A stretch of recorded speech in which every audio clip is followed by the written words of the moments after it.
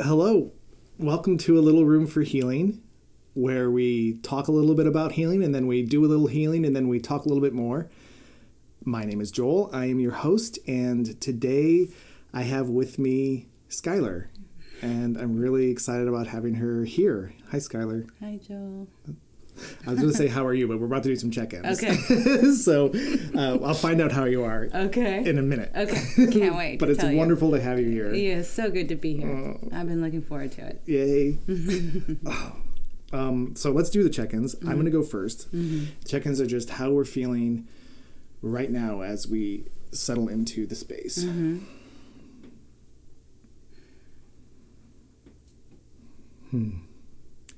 I am feeling relaxed, which is nice. It might have something to do with being in your presence, because somehow that always relaxes me. So that makes me happy.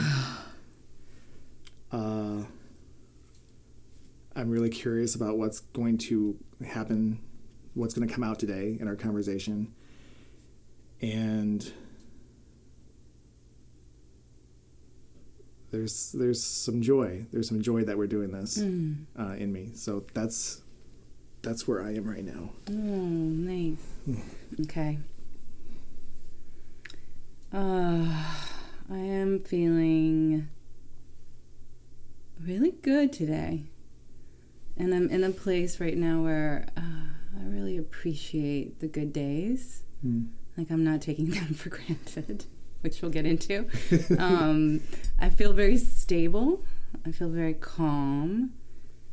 I feel a sense of anticipation also, like not sure where we're going to go or what will come through. I feel like my heart, like I feel a little nervousness around the heart and the belly.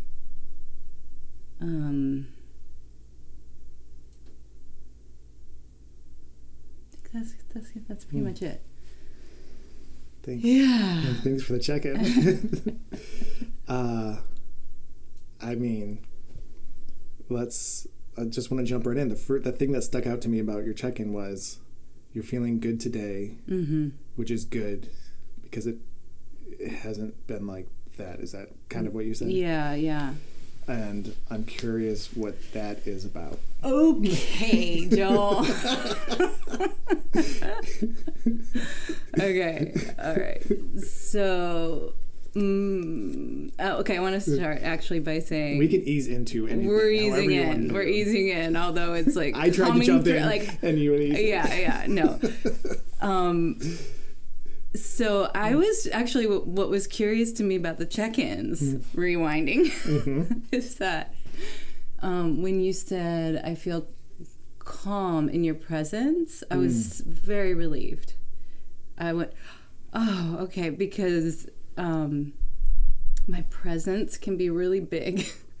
And sometimes I worry that and this is like one of my things, it's like the fear of being too much. And I feel like I'm often in that calibration with people, like how much can they take? And I hold back until I get the invitation to bring a little bit more. Interesting. And so when you said that, I was like, oh, good, okay. Yeah. Oh, wow. Yeah, and I think that's important to say as we get into the topic, because so the topic is menopause or perimenopause. And that's what I'm in right now. I just turned 50 in August, and yeah, it's like when I turned 40, my eyesight went. It was like the day after my 40th birthday, and it was like one of these like, wait, why? Like the timing is like, shouldn't it be a little more random? It was like, no, you're 40. Okay, you need glasses, and so then kind of similarly, I turned 50, and all of a sudden.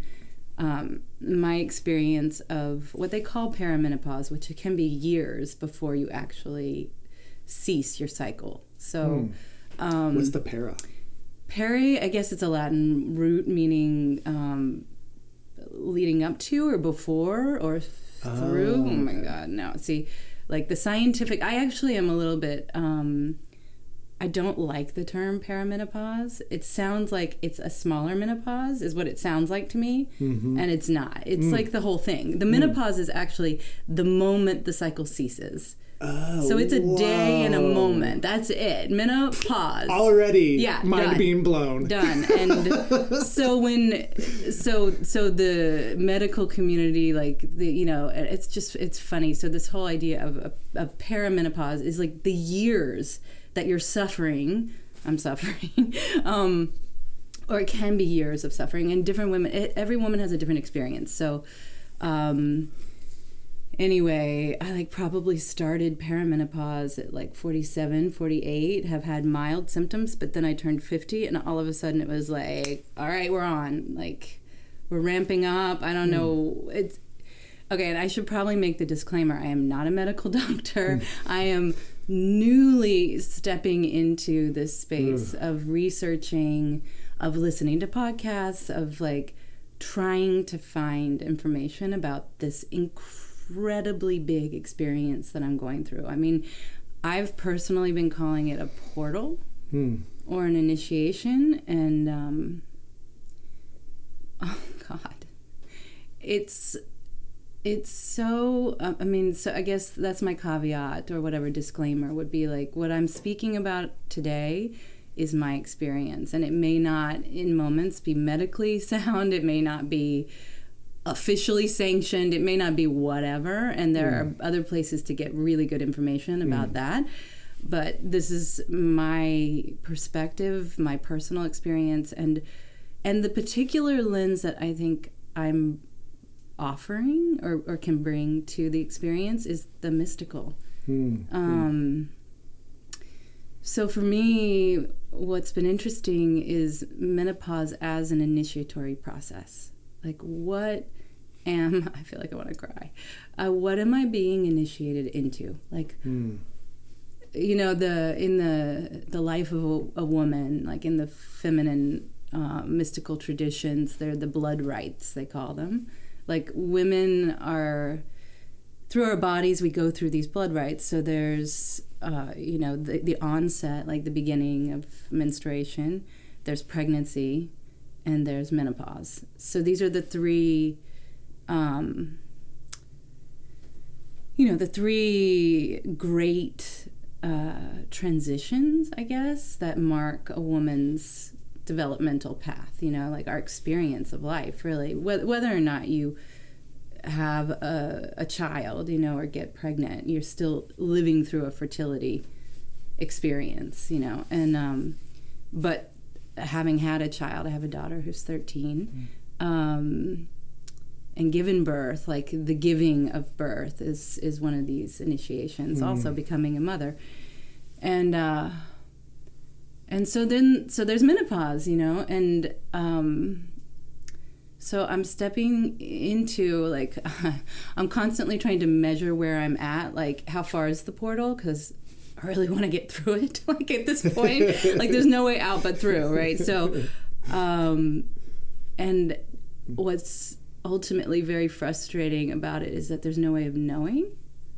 Like, there's no way of knowing if I'm days or months or years from some kind of what I would call relief. So that's why, you know, during the check-in I said, today I feel good and stable, and I don't take that for granted, because it's like, once again in the life of a woman, it's like, I just don't know what I'm gonna get, you know. Like, I wake up and I'm responding, you know, to my embodied experience. And so I guess I can pause there. There's so much to say. I mean, maybe we should also say, like, I think I said this to you before we started the cameras rolling, like, this is the first time that I'm speaking publicly, or I'm trying to check, like, yeah, I mean, I've spoken to my boyfriend about it a lot, but, like, speaking to a man about it, like, this is the first time that I'm really putting words to something that's been very private, and something that I'm in the midst of, that experience where it's like I don't have the benefit of retrospect. It doesn't look neat and tidy in the rearview mirror. Like, I'm really in it. So I can tell there's a lot I want to say, and there's a lot. I know that feeling of trying to talk about something when you're in the middle of it and it's just not quite. Oh my God. It feels jumbly inside, in my experience, when you say it. What? Wait, may I say, I think it's really important for us to do it, though, because when we talk only about the thing in retrospect, it ends up giving the impression that it was neat and tidy. So I think it's beautiful, like what we're doing, like your whole ethos is whatever comes up, we can be with it. And so, like I do that sometimes with my writing or my art. I'm like, oh, I can't write about this yet because I'm not through and in a place where I can reflect on it and offer something of value to the people, It's like, but I lose a lot when I do that. I lose a lot of the detail. I lose a lot of the messiness. I lose a lot of the how lost I felt, like at so many points in the process. And that's what I think I value so much as a listener, or like when I'm, what I need to know is like that it is messy, or that it doesn't make sense, or I feel desperate in moments, or, like whatever is happening along the way. Yeah. I love that you said that. I am actually, because of something I'm working through, that part of my body that's been holding the thing that I'm working through, it was just like, oh, it can be messy, and I can feel like hearing you in its own experience going, oh, wow, that feels really good to know. And just to know that, I mean, what you said is like really bouncing around in my brain. So many times we hear people talk about the experience post, the experience where they've had the reflection, all the things you're talking about, and then you're like, oh, wow, that's how it's going to be. And it's all like packaged nice for me, and I now I can understand it and navigate it really easily. That's not the case at all. You get in there and you're like, holy shit. Yeah. This is really rough. Yeah. Yeah, well, like a proper initiation, like my partner keeps reminding me, and I think we all need to be reminded, like constantly that it's messy. And like in an initiatory process, there has to be a real possibility of death or dying, or like I keep hearing myself say, I feel like I'm losing everything. And he'll say, well, because you are. Like, that part of you that's dying is losing everything. Its world is dying. Oh, and wow. For a woman at this stage of life, I think, I'm just doing so much reflecting on it. It feels like, the period of my life where I could create life, like the fertility part, and that was maiden and mother, is dying. I mean, dying in the sense that, not going anywhere, obviously. It's integrated, it's in me, but the identification with those aspects of myself is going. And I don't know where I'm headed. And so, so it does feel like I'm losing everything, and in a sense I am, or at least that part is. So it's, I think the risk has to feel real, like the disorientation, that's the word that was coming to me just then. It's like, when we talk about messiness, like part of my experience, not just through this initiation, but through other initiations, has been a real disorientation. And because we're learning, or we will be stepping into navigating through with new tools, like we're going to be navigating differently. But there's that liminal stage, right? Like where we're like, what the fuck? Like, I don't know, can we curse? Please. Okay. Yeah. So, yeah, I mean, I just had this experience the other day of actual disorientation, which was a first for me. And, wow. It was, may I share it? Please, I was going to ask you, what was the experience Yeah, like? so I think it's good to share stories, like specifics. And I noticed that, like, there's a little bit of fear. There's this initiation also has a lot of fear attached to it of becoming irrelevant to society. What's my utility? And now all of these are messages that are conditioned, they're brought in by a culture that tells us that's ageist, really, like we're trying to change this, but the residuals are still there. And so the experience of anything that feels like, oh, wow, I'm getting old is so vulnerable, like it's almost like I felt for the first time like, oh, this is why people hide it when they're, experiencing dementia or whatever, any number of conditions related to growing older. Fear of being looked at differently or treated differently?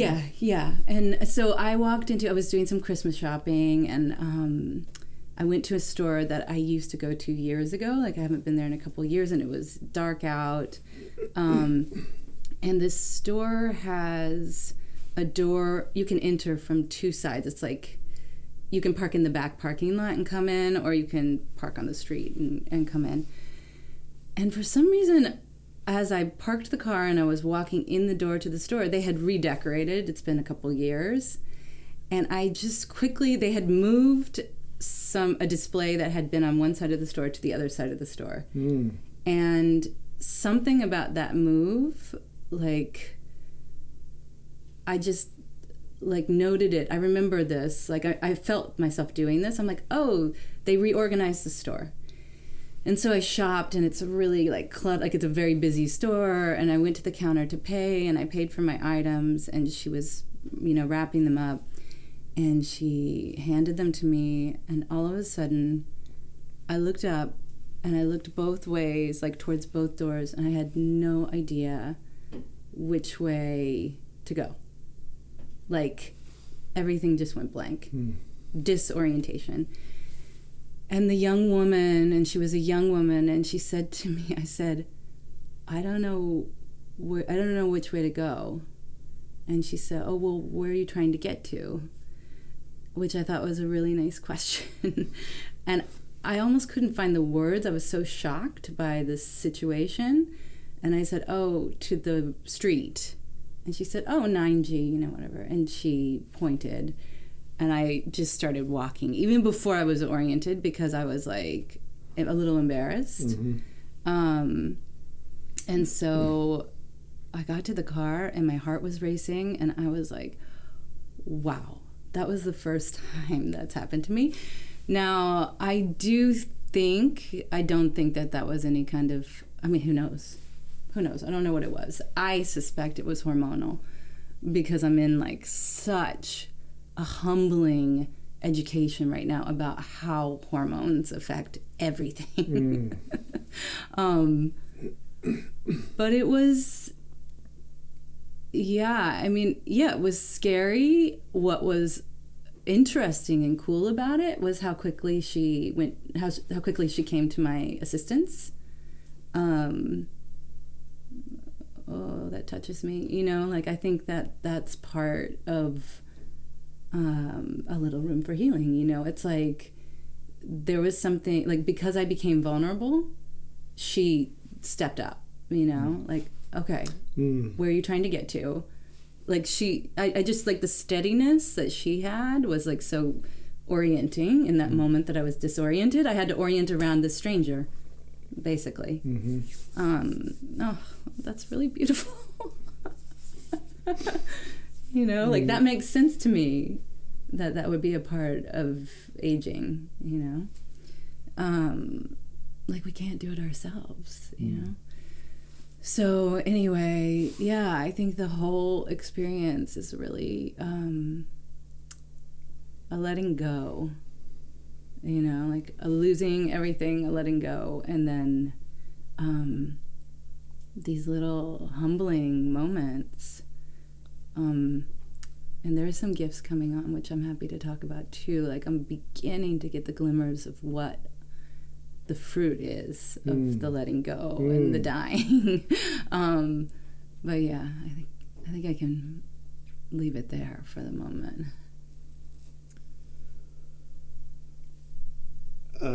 Something passed through me as you were telling this story, right when you were getting to the part of feeling touched by this stranger helping you, is this well, let me get the right words for it. How there was this honor, a feeling of being honored, not me being honored, but a feeling of, wow, what an honor to be with you as you express and talk about this, and seeing you actually go through emotions that are coming up as you're touching on things that are happening to you. And I was just like, wow, this is really incredible, and it's really beautiful and powerful. And I just wanted to say that that's what was coming through as you were sharing what you were sharing. Thank you. Yeah. I mean, maybe this is one of the gifts of this stage of life too. I mean, it's funny, like, part of my journey, like my dharma, something very that I hold very sacred in my life has been just being very candid about my experience. And almost, I think, probably to a degree that people at times would think, like, it might make people uncomfortable, or and there have been times when it's been a little self-sacrificing, or like kind of putting, like, exposing myself more than I'm capable of handling. But as I get older, there's so much more of that exposure that just feels natural and good to me. I'm just not worried about how it's perceived, or I'm judging so much less in my life, and as I do that, I feel less afraid of being judged. And I just keep getting this reflection, just like you've done just now. Thank you. That there's a powerful medicine in just the sharing from the vulnerable place. That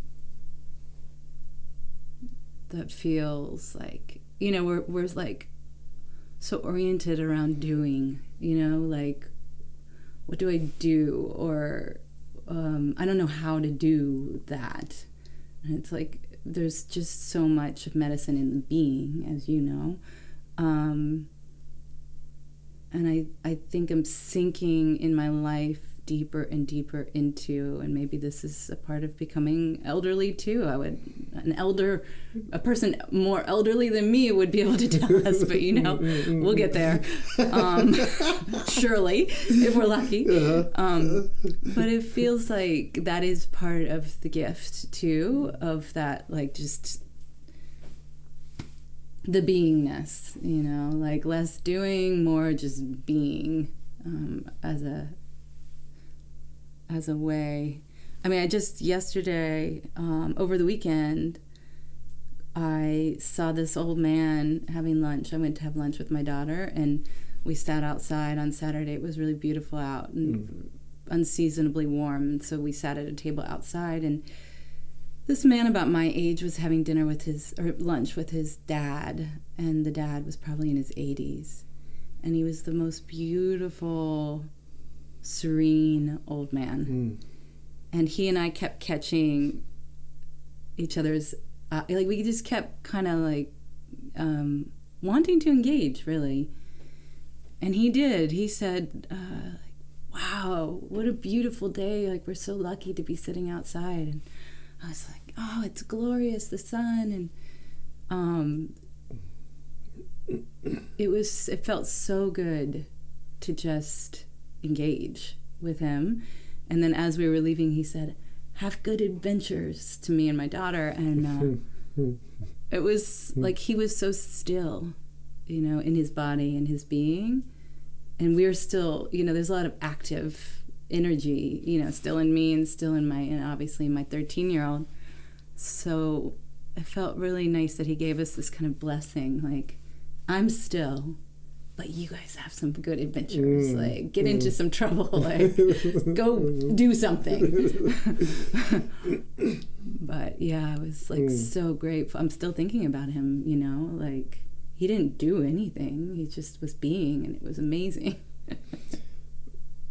That's what he was doing. That's what he was doing. he was just being. I know. Like, that's a pretty impressive thing to do. It's true. Actually, I think that's what stuck with me. I'm like, as I get older and I'm like just going through the ringer, and it feels sometimes like I'm going to be destroyed, I think I'm having like a newfound respect and awe, like really, like, wow, to make it to old age and be in the beingness and be serene and be emanating the energy that he was emanating. I'm like, oof, that's something.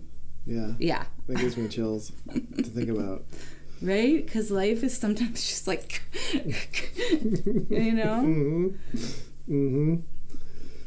Yeah.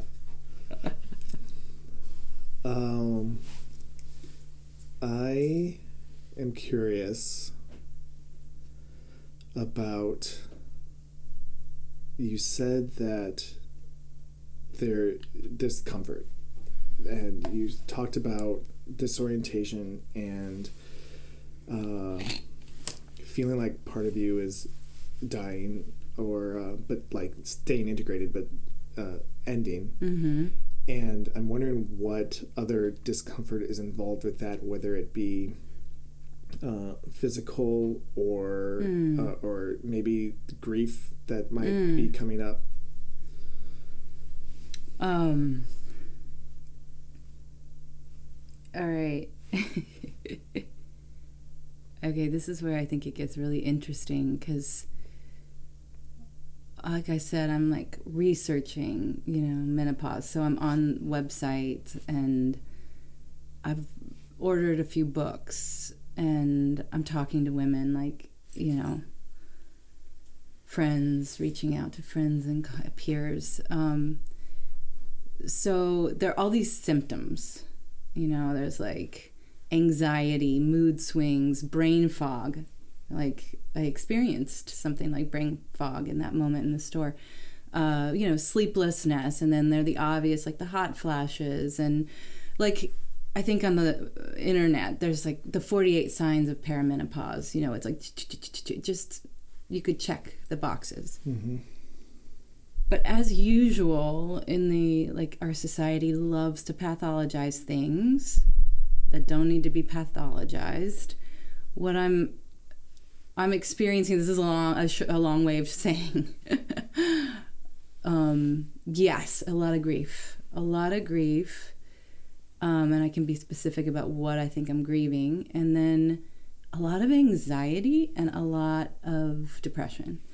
So, but what I have been working with is surrendering more into those feelings, because I started to look at the anxiety, and I was like, this anxiety is just fear. It's an expression of fear. And what am I afraid of? I'm afraid of dying. What I'm afraid of losing everything. And that can include like my work.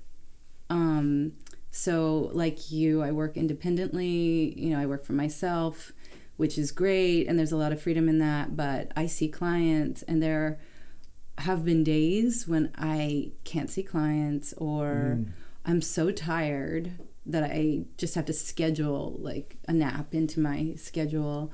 And I have not been able to really, because of the brain fog, like successfully plan. Like I can't look ahead, and my business is suffering, and I'm losing, like I'm literally losing money. Okay. And that's scary. Like, it's really scary to be in a position where I feel my income tied to this experience that I'm going through, which is natural. And it makes me, like, I have so much compassion and then also rage about the conditions most women are working in when this happens. Like, I once had a corporate job. I cannot imagine going through menopause and holding down. Like, it makes my head hurt in this moment, and it makes me, like I said, like, I feel so sad that this is the state of things, and I feel a lot of rage that this is the state of things. I have no judgment about using replacement hormones or like medicating something like menopause, because how else would you do it? Like, there's no way. The way I'm managing my symptoms right now could not work for a woman who was accountable to a boss, who had deadlines. I mean, that's crazy, right? That's crazy. Like, and I'm so erratic also, you know, just like irrational, erratic, like so pronounced, all of the, like just the fluctuations that I can just see. I've gotten to the breaking point where I'm like, I have to medicate. Like, this is crazy. Like, for my daughter, for my partner, like that's a big one. I think it would be nice for us to talk about is like the effect on the partner. He's going through the ringer with me, and we have a long distance relationship. So there have been times when I've had anxiety because I'm afraid I'm going to lose my partner. You know, like all we've got is FaceTime, and he, you know, calls me up and doesn't know what he's going to get, right? It's like I come on the FaceTime and he can probably tell within a couple seconds, like, if he's got like calm centered sky, or if he's got like completely desolate and despairing sky. Like, he never knows. And it can be like from morning to afternoon kind of experience. It's like all over the place. When you said that, calm centered sky, or I forget the other words were for the other sky, I thought it's like the weather. When you say sky, yes, like you're like an encapsulation of the weather. It right is now. the weather, Joel. It's the weather. I've got like, I'm like the Weather Channel over here. It's like complete chaos. That's really interesting. It makes me think, like, it makes me feel like Mother Nature is going through her own menopause with the heat, you know, like there is some kind of like parallel experience there. Yeah, so anxiety is my fear. So then I'm just really curious, like, what am I afraid of? And the mood swings and even the brain fog and the depression feel to me like suppressed grief. So what am I grieving? You know, like I'm grieving the loss of a way of being, you know, a time of life, as we already said. The way I'm seen by others. Oh, here's a big one. The grief that I'm feeling for unrealized potential.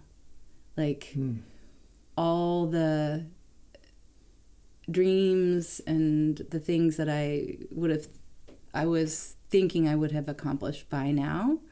I think at 50 or thereabouts, and I don't think this is just a menopause thing. I think this is probably an appropriate thing to happen at late midlife or midlife. Is like, oh wow, I'm never gonna do the whatever, you know, or have the thing, or, you know, be recognized as this or that.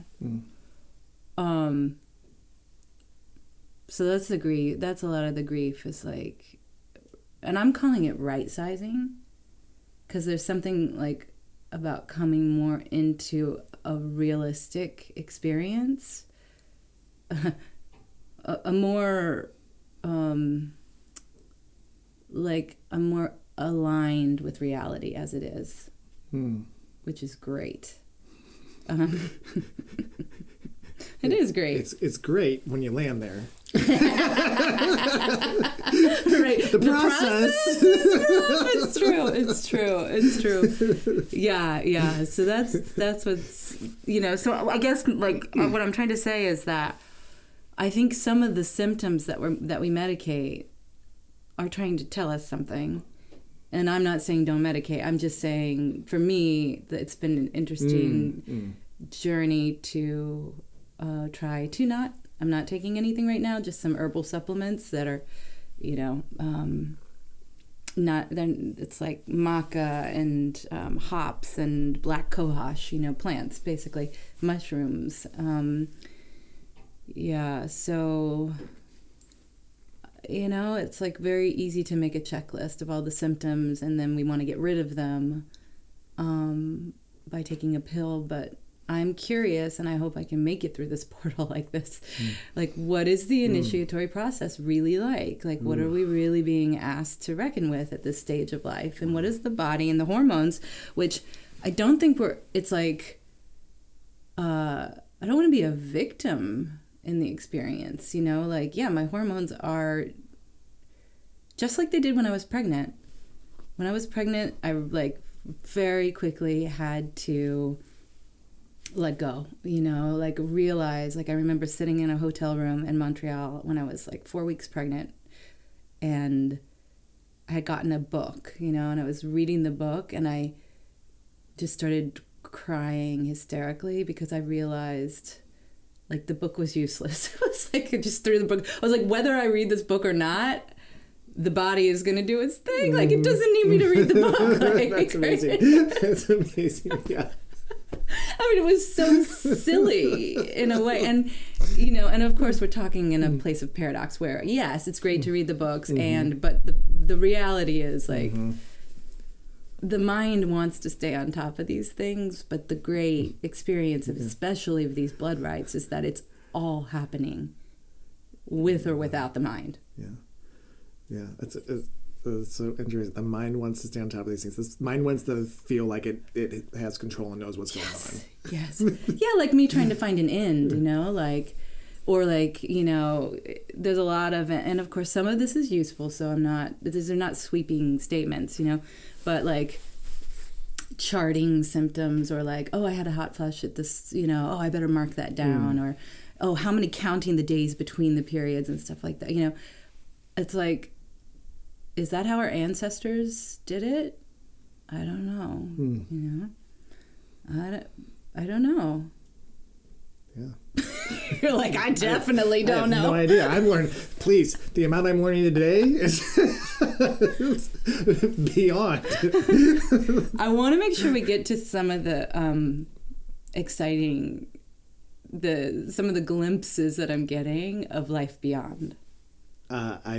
Yes, we would definitely do that. Okay. I want to do that. Okay. And I think that this is actually a great time to shift into moving into your energy healing session. Okay. And especially hearing how you've been taking care of yourself through it. And I'm now wanting to offer you another thing to possibly assist or complement. I want to say complement what your body is doing. Yeah. Well, I don't know. This will be our first session. I don't know so much about your modalities. You told me a little bit, and it sounded amazing. I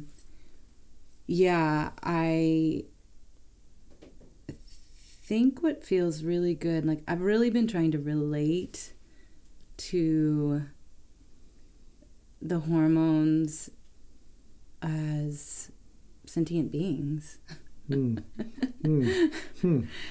Like as that have a job, the different hormones have different jobs, and so I'm trying to create an environment in the body for them to do their work with as much ease and like as possible, right? That seems to me to make sense. Like, like the resistance is what is so hard so often. So some of the things, I've been sensing that I do osteopathy, like I'm an osteopath, And I've been sensing that some modality like an acupuncture or like I think, some of the energy work that you're going to be doing could be great to just support equilibrium in the body and open channels. Like this is also like a nervous system experience. It's a vasonervous system experience. It's a, this is what I'm reading.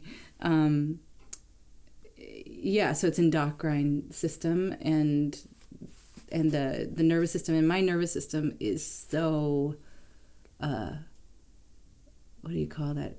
The word that's coming to me is hair trigger. Sensitive, yeah. Like it's part of my gift, right, as you know, but it's also a curse. It's like the gift and the curse. It's like it is sensitive, and the way I like the hair trigger came here because it's just like it's sensitive, but it's like hair trigger, like a step up from sensitive. Like I think of myself a little bit like a horse, like spooked easily, but also like incredibly, like profoundly sensitive, and so.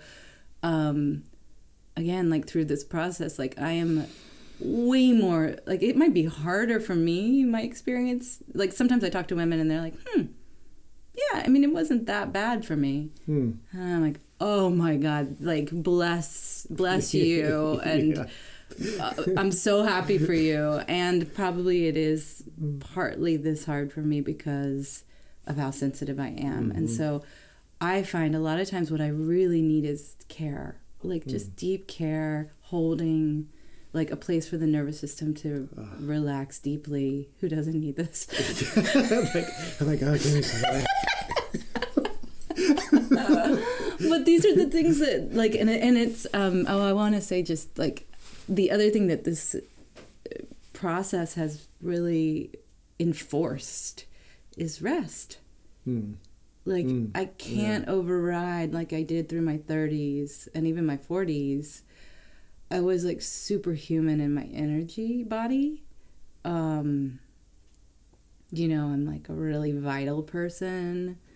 I'm like a practitioner of the tantra and sacred sexuality and subtle body yogas. Like I'm like really have a lot of energy, and this period of my life has been like again humbling in that sometimes the best medicine is the rest. So I've had to learn late in life, like I'm like one of these candles burning like this most of my life. It's like just take it easy. That's the only thing that's going to make you feel better. Not more exercise, more vigorous enforcement of your diet or whatever. Like no, relax. Just relax. This session is going to be a great opportunity for you to do that. Okay. Thank you, Joel. 100%.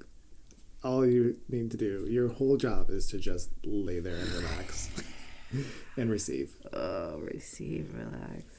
Would you like to set an intention for this? Well, I think we just nailed it. I think too. Relax and receive. I think it's just worth mentioning the other intuition I've had is around light and the like bringing more light into the system, and I mean that physically, materially, and I also mean it emotionally. Like trying not to take things so seriously and not so personally. I think these are some of the things that make a good older person, It's like the way they're like a sense of humor about life, like you've seen it all. I'm just trying to bring in the light, and I have a sense that light is one of the things you're working with, right? It's literally in the name. La Hochi. La is light. Yeah. So I've come to the right place. Fantastic. Are you ready to do it then? I'm ready. Yeah. We will be right back after Schuyler's 13th octave La Hochi session.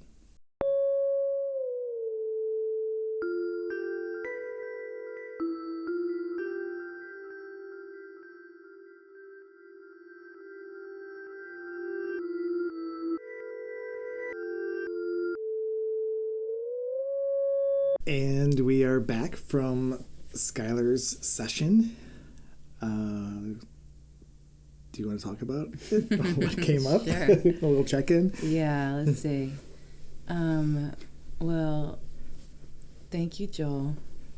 It's great. I feel deeply rested. Like we were talking about the nervous system being kind of frazzled or like a little fried. I feel like that was exactly the modality, the medicine to just like there was nothing to do. You know, it was just like complete peace, surrender. Yeah, and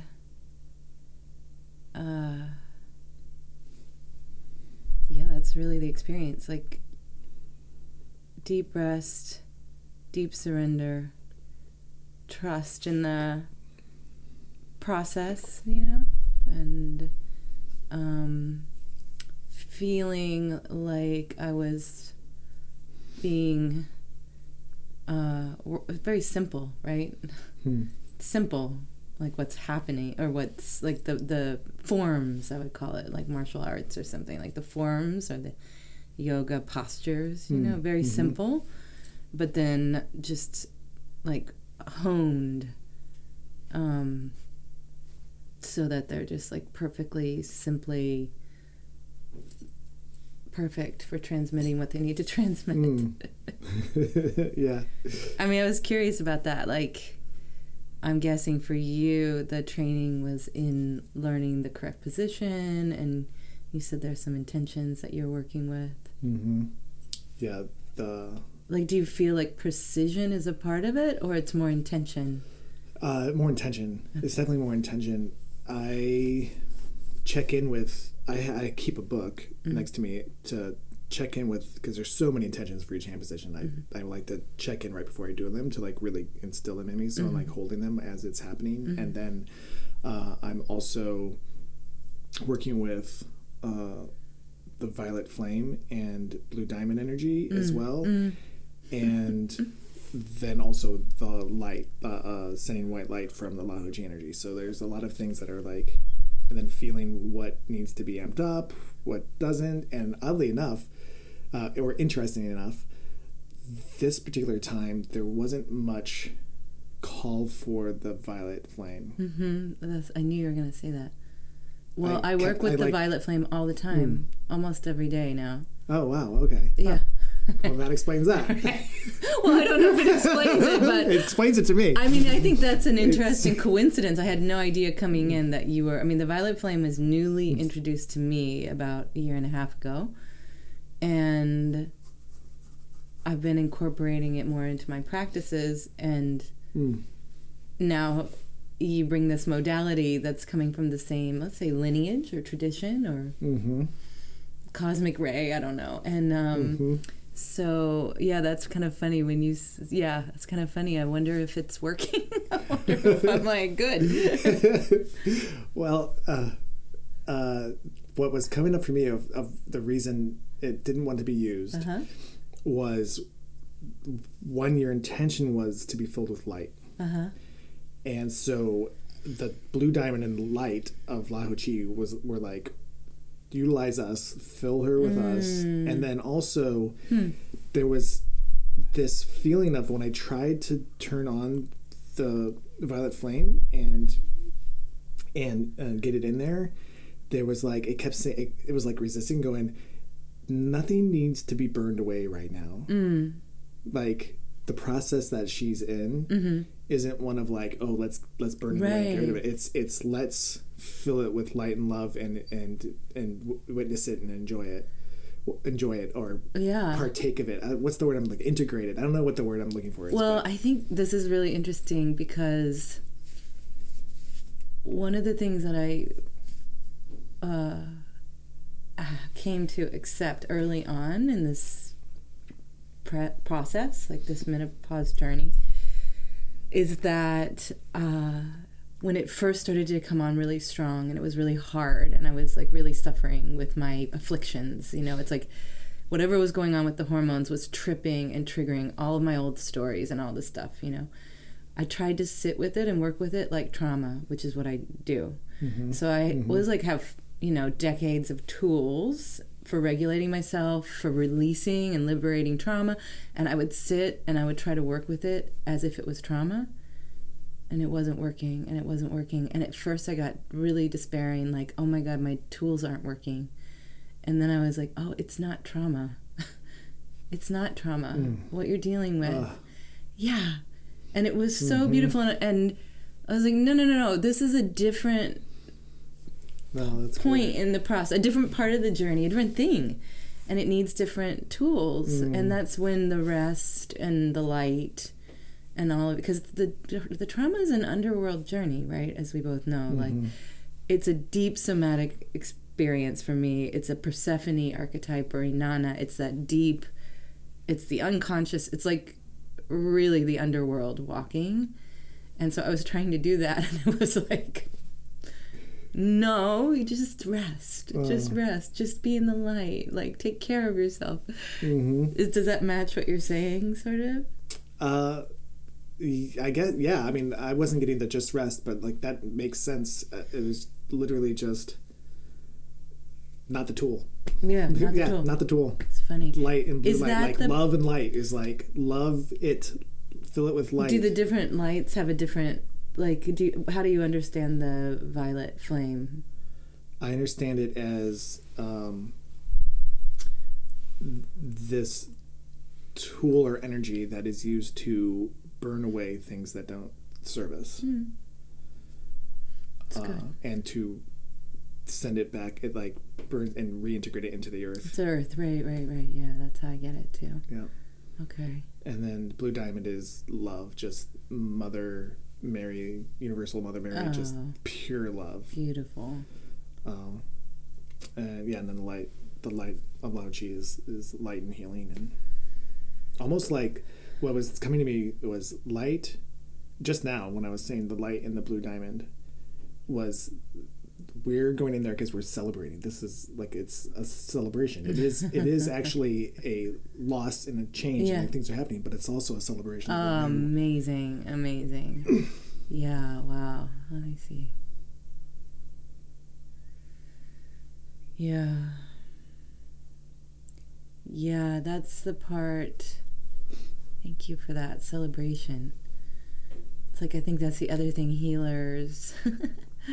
You know, it's like I spend so much time listening to and being with people in what's wrong, right? Like in making things better or integrating or healing.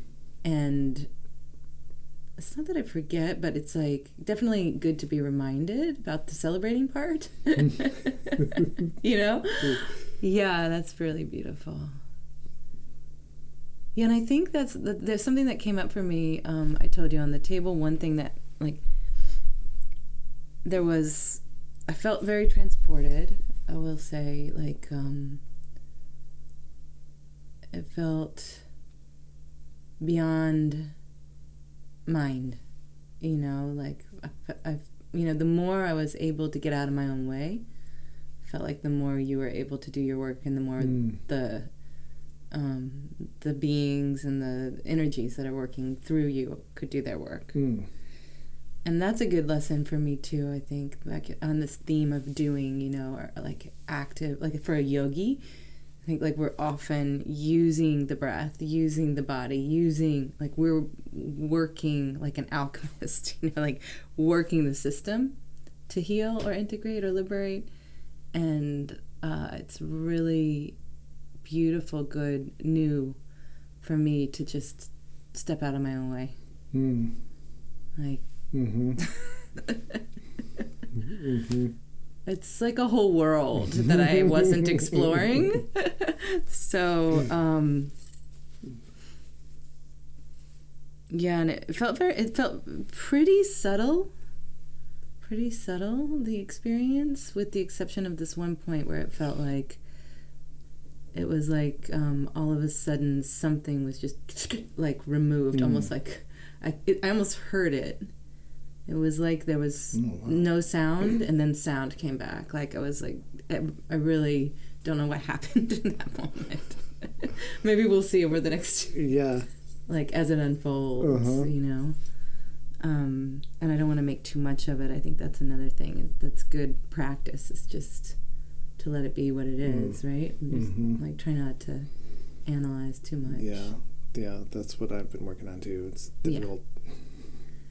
It's trust, right? It's trust, like that the person will receive what they need to receive, that you've done your job, that everything, like I think, and trusting these, building the relationship with these energies as you're doing, getting to know them better, and them, like, don't you think there's a relationship there which requires trust?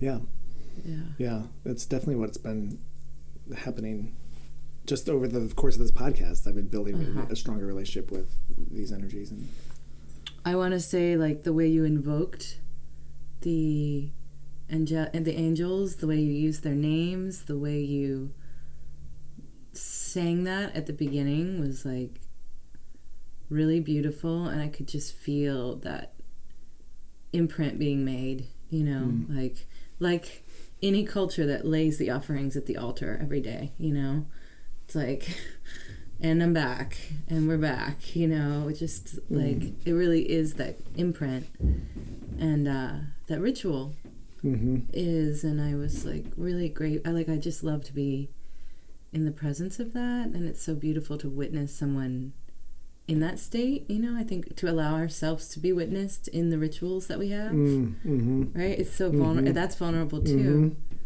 right? Yeah. How's that for you? It's vulnerable is a great word for it. Every single time, it has to do with, well, let me finish that sentence. There's a feeling of, am I going to be judged by the person on the table? And that actually comes from my own trauma of ceremony and ritual from church, from religion. Yeah. So that when I do that, I'm like, I'm projecting onto the person on the table that they're going to get triggered by me saying some of the things I'm saying. Right. Yeah, I know exactly what you mean. And do you think it's because it's kind of it's kind of translineage, but Mm-hmm. it's not like a Christian per se. But do you think, like, if you were chanting like Buddhist deities or something, I guess what I'm trying to say is my experience. Let me speak for myself. I have trauma, religious trauma from a more Christian upbringing, and as I've begun to re-embrace Mary Magdalene, Jesus, Mother Mary, the angels, it's taken, like, I've had to get through a lot of resistance. And, like, even when I hear myself talking, like if I'm in a session or I'm with somebody and I'm, like, sincerely talking about Jesus, I project that they're thinking I'm some crazy Christian or something like that.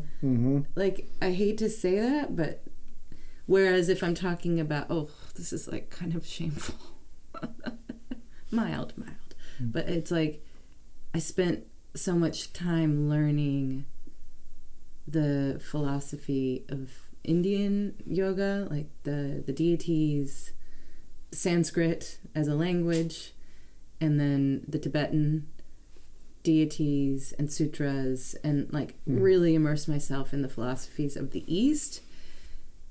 And I think there was, like, first of all, the slate was blank, and then there was some sense of accomplishment, and when I'm talking about them, I feel like it's like I'm giving a gift, it's like, oh, you got to know about this, about Kali, about, this deity. And I really want to feel that way about my own lineage, I think I'm feeling very polyamorous is the word that comes. Like, what do you call it? Like, poly lineage, trans lineage was the word I used before. But, like, like there's so much in it all, Uh-huh. but I don't want to be allergic to my root. You know, like I have preachers in my immediate family, you know, like maybe we've talked about before. And, you know, it was only a couple generations where that was cut, you know, that connection to religion and also spirituality then. But I do feel I'm in this process of returning to that. And it's, yeah, so I didn't cringe, just so you know. I didn't cringe. It felt really good for you to own it, you know? Yeah. You didn't. You actually went, you made sounds of like, oh, like it feels good. I'm like, wow, that's really nice. Yeah, exactly. It did. I actually do feel some relief these days when someone like is just out with their love for Jesus or something like that. I'm like, you know. I actually want to say one thing about what you just said. Yeah. Not what you just said, but a little bit ago. About wanting to have that relationship with our own lineage or your own lineage, and for me, my own lineage, which is also Christian. For me, I would like that too, but the challenge is that a lot of my trauma stems from that lineage. Right. So I'm like, have to like work through that trauma before I can even, and then like separate the stories about those people, Jesus, Mary, angels, and build my own actual relationship with them.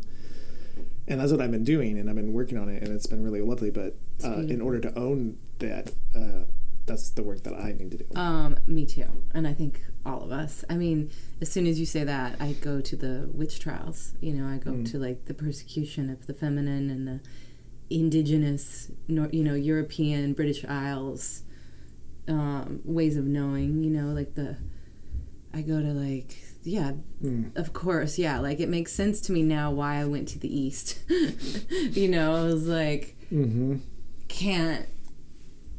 I don't know if can't, but whatever. It was the journey, kind of like around the bend and back again. But I really hear that for sure. That's what, like, there's so much, and you know, I mean, there's a whole nother episode on this topic. I know. Like, I was like, I would love to get into this with you. We should at some point, because this is like, because the thing that drew me also to the East was the Tantra, which is the masculine and feminine, and the union of the masculine and feminine.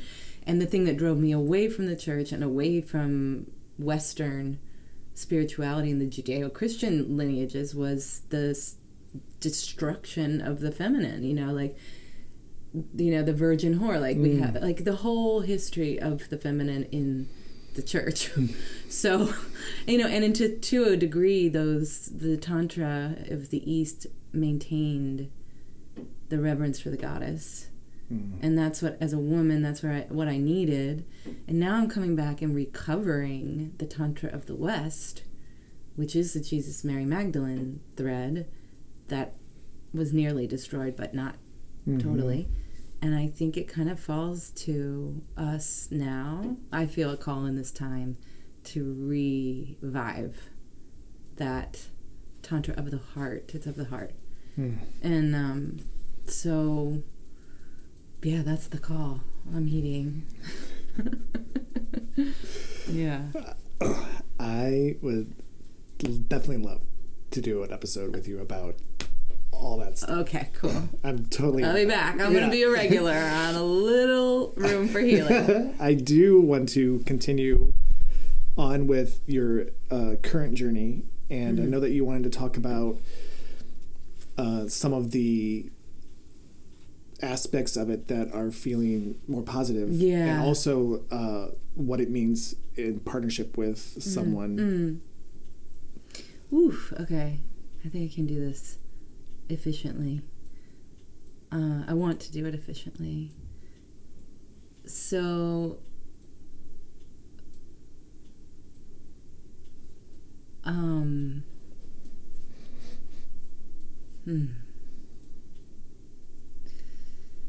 well, I have a remarkable partner. He is so beautiful and so steadfast. He is also and so supportive. He's also younger. So I'm 50, he's 43. And this is noteworthy, I think. Like, I have a friend whose husband of 20 years is 11 years younger. And she's now in her 60s, and she's been so helpful in so many ways. I'm just to relate to another woman who's been, she's like, I've been there. It gets better, you know. But in particular, like, because so much of what comes up is around aging and being attractive, like, in a culture that has, like, a pretty, you know, narrow bandwidth, you know, in terms of what attractiveness or desirability is all about. So for me, grappling with that with a man who's, you know, 7 years younger is, wow, it's been challenging at times. And the cool thing about my partner is, like, he's so true and so really beyond that, those conventional ideas about beauty and desirability, that I can't even project onto him. Like, I can't even try to accuse him of not, like, he's just like, it's just not true. Like, I just love you. Like, I remember trying to, like, being so crazy. I was determined to push him away at one point. I was just like we do. I think all of us do that in relationship, right? Like, there are times when we just, like, are trying, like, the wound is like, they'll leave. Let me prove it to you. Yeah. Time to prove myself right. Right. Is the wound speaking. Yeah. Yeah, and I was in one of those, and I was like, why are you even with me? Like, you could be with a woman at your stage of life. Like, you don't have to be here now. Like, you don't have to be going through this portal with me. And he's like, because I love you? Like, after I had just been ranting forever, like, it all came down. He's like, what do you mean, why would I do this? Like, I love you. So I feel very, very lucky.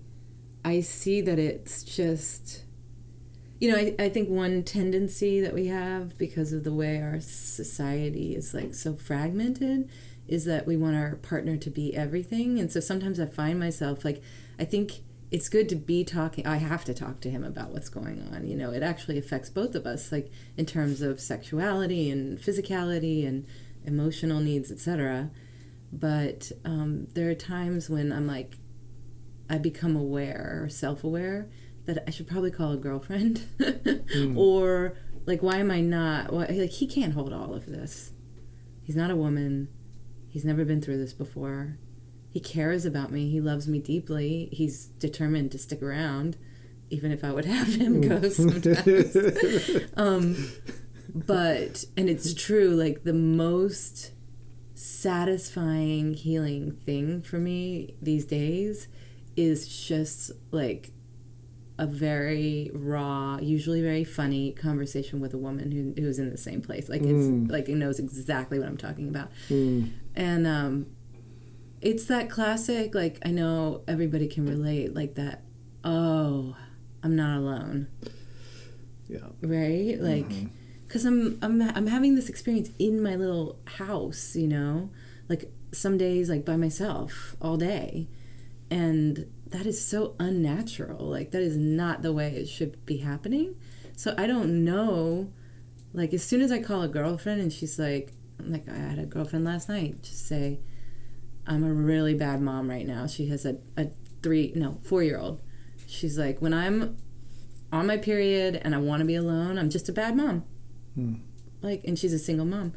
So it's like, I wanted to cry. I was like, oh, thank you for saying that. Like, how many times have I felt so isolated in my, like, yeah, when I'm in my hormonal experience and really depressed and really want to be alone, but I gotta put dinner on the table and help with homework, I'm like, I could be all over myself about being a bad mom. Like, I'm not so cheerful. Sometimes I'm short-tempered, you know. So it just feels so good to relate and restore those connections, you know. And I think for women especially, and back to the witches, like, that was one of the cultural, what do you call that? Like, it was the witch trials, that whole, like, they call it the witch wound. It's like, it put a fissure, like there's a cut in the fabric of the culture that is so, we're still dealing with it, of course, but like that, the paranoia and the way it tore groups of women apart, like the way it pitted women against each other, the way it sowed suspicion and like placed women literally in their separate houses out of a common like communal kind of experience into isolation. And so I do think like a big part of like this restoration of the balance, and in menopause especially, is like we're coming together. And I'm actually in the process of convening a group of women because I was looking everywhere and I couldn't find that for myself. So I was like, all right, so I'm just going to create it. And, you know, I don't know, we'll meet once a month and we'll share stories or talk about what's going on. And I'm sure we'll learn some things, but mostly it's just going to be about being together. And so, you know, and I think, you know, just to last piece that feels really promising is that I have been working for a long time to be free from patriarchal conditioning and detoxing, like purging the patriarchy. I've written a lot about this. I feel like this has been like a really central part of my journey this life. And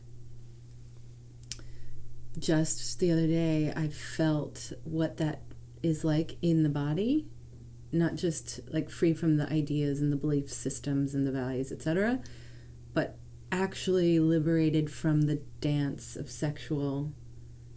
breeding, you know, of like mating, you know, like what that actually feels like biologically.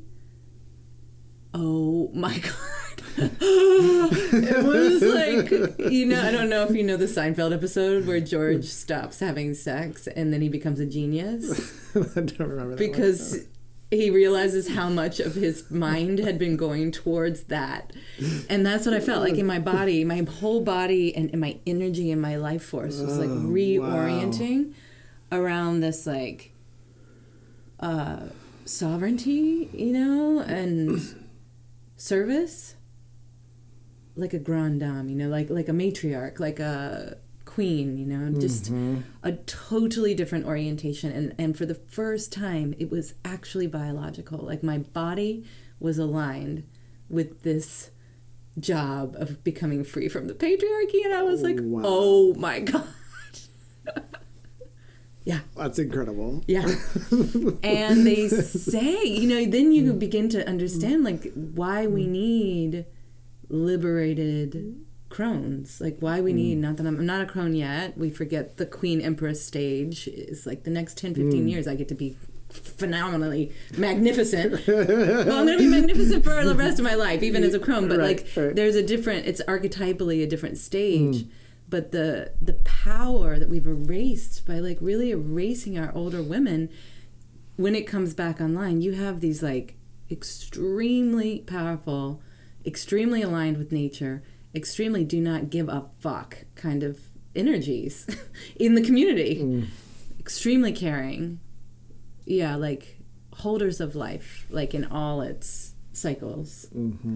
And I just like, it's so exciting and profound, and I really hope we can do it. You know, I think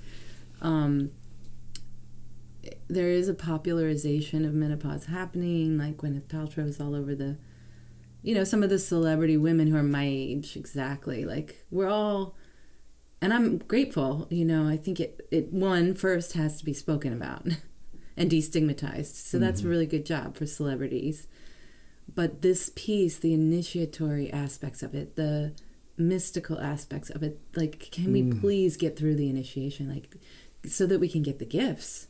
You know, not just like medicate it and get through it, but like actually go down in it. Oh, I hear what you're saying. And then come back with the treasures. Like, that's what really needs to happen. That's cool. Yeah. That's cool. So that's my... It almost, how may I say this, like, there's this, hearing you talk about this experience, and it's just something I'm never going to experience. Right. And like, oh wow, this is incredible. You get to do this, and you get to learn these things and acquire these gifts. And well, you may do it as a partner. And I could do it with a partner. But yeah, what I was going to say is I get to, as a friend to you, but also a possible partner with someone in the future, get to benefit from the things that you learn and she learns. Yeah. And all other women in my life learn when they go through it. And like, that's really exciting. That's the thing, Joel. Thank you. I mean, right there. Like, yes, exactly. Like, what a gift. What a gift you're giving me by witnessing this. And you will give whoever that beloved is, because I see her, you know? Like, that's what my beloved does for me, is that he's actually in touch with what's happening at the level of the spiritual, and he feels the holiness of what's happening, even when I can't. That's really beautiful. Yeah. It's we need each other, right? Yeah. Yep. That's, I think, my treatise on menopause at this point.